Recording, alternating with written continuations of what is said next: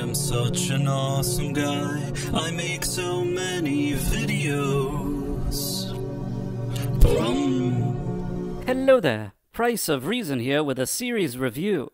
With every passing week, it's becoming a bit more tricky to review Velma, HBO Max's Scooby-Doo prequel series. Not because the show's writing has become any more complex, but rather because the show somehow just keeps getting messier and more scattered. It also seems like Mindy Kaling, star, writer, and producer of Velma, doesn't really care about the source material or about any kind of story or character arcs.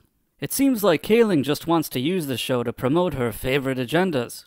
As usual, in this video, I will go over the events of episodes 7 and 8, and then go over the different messages they seem to be pushing. In episode 7, the town, along with the police, have decided to cancel the curfew because they believe the serial killer is actually a ghost. This is because fake Shaggy's mother tells the press that the ghost of her crazy mother, Dr. Edna Perdue, is actually the one killing people. Why would fake Shaggy's mother say this to the press? I have no idea. Anyhow, now that the town is no longer worried about their serial killer, they all decide to celebrate Fogfest, a local town tradition where they have a prom-like event. Fred makes out with a pillow that looks like Velma and tells his parents that he wants to take Velma to the fog dance. Fred's rich, Caucasian, privileged, Istanphobe, evil parents tell him that he needs to win the title of Fog King, which is sort of like Prom King, so he can't take Velma to the fog dance because he would never win with her. Fred's parents also threaten him that if he isn't crowned Fog King, they will kick him out of his home because, of course they would.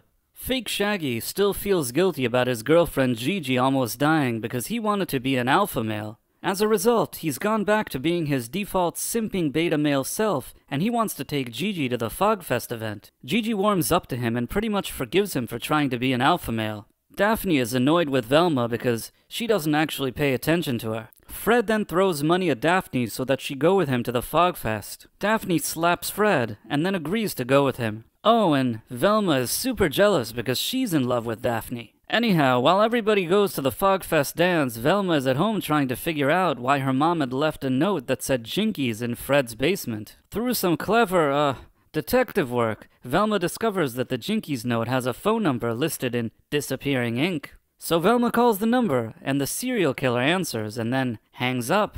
This prompts Velma to want to go to Fogfest to warn the town that the serial killer is there. There's only one problem. Single women aren't allowed to attend Fogfest because, of course they aren't. Only a woman in a relationship with a man or a single man can attend, so Velma decides to disguise herself as a man and to go to the event. To her surprise, everybody loves and respects the male version of Velma, including a very drunk and flirty Daphne, as well as some other ladies. In fact, male Velma is so popular that she's about to win the title of Fog King when Fred exposes her. After a bunch of nonsense occurs by the end of the episode, Velma and Daphne talk about their feelings. Fake Shaggy wins Fog King, and the killer attacks Fred. Yes, all of that happened in episode 7, and yes, it was one of the worst episodes in one of the worst shows ever made. But the farce continued in episode 8, which features a bunch of flashbacks and flash forward. But since these time jumps don't actually serve the actual story in any way, I'm just going to recap the episode in a linear way. Episode 8 picks up where episode 7 leaves off. Fred's mother asks Velma if she knows where Fred is, while also somehow acting like an ignorant Istanphobe. Fred is being held in a cave with the brains of the 3 girls that died in the previous episodes. Apparently, the serial killer put their brains in jars with speakers so they can still talk somehow. Fred, being the perv that he is turned on by this, so he starts making out with the jars.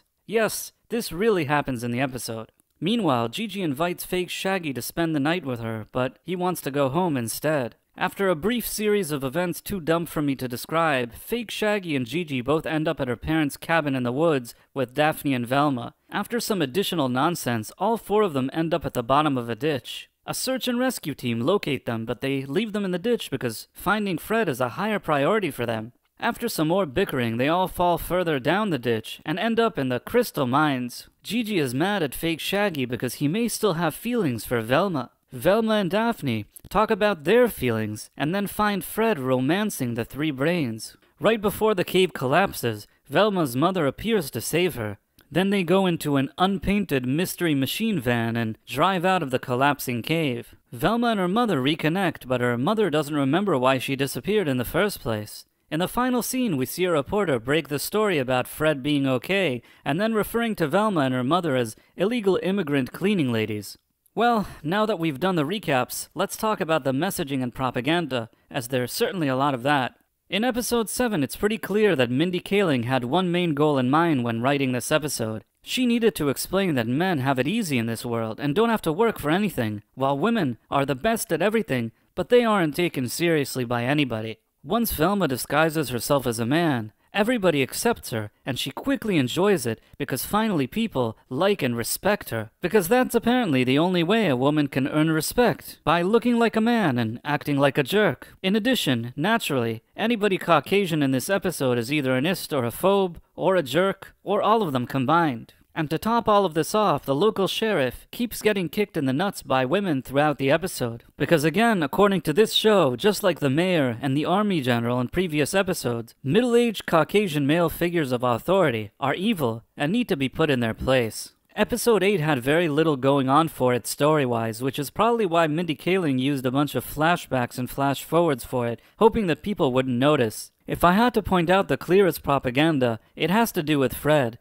On the one hand, he's a pervy jerk, but the authorities make a special effort to find him because he comes from a rich and privileged Caucasian family. On the other hand, according to this show, the other 4 characters are lower priority because they're more diverse or something. At the end, when the reporters arrive, only Fred is important to them, while the diverse people are basically treated like irrelevant immigrants. And once again, all of these criticisms feel awfully specific, and I dare say, delusional. I mean, this is 2023, this is really not the reality in the world, and in many ways it really exposes what Hollywood celebrities like Mindy Kaling think to themselves. In my opinion, once again, Mindy Kaling has proven that she is not only bitter, but she's the only one that's really an istinophobe here. I don't know what issues she's had growing up, but her over-the-top agenda continues to make this show a mean-spirited affair. Perhaps if any of her jokes were actually funny, she could at least claim that it's an attempt at comedy. Unfortunately, nothing we've seen in Velma would actually qualify as comedy.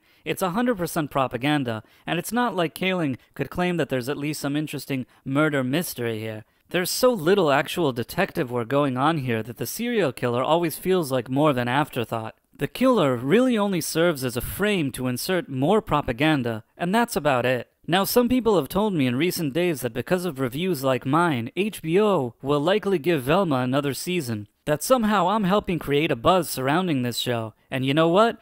After seeing all of the universal backlash towards this show, I hope it does get renewed for multiple seasons, because it's creating the exact type of conversations we need in order for Hollywood to stop destroying beloved IPs in favor of trendy ideologies and agendas. So overall, I feel good about what I'm doing, and if they release more episodes, I'd be happy to review them.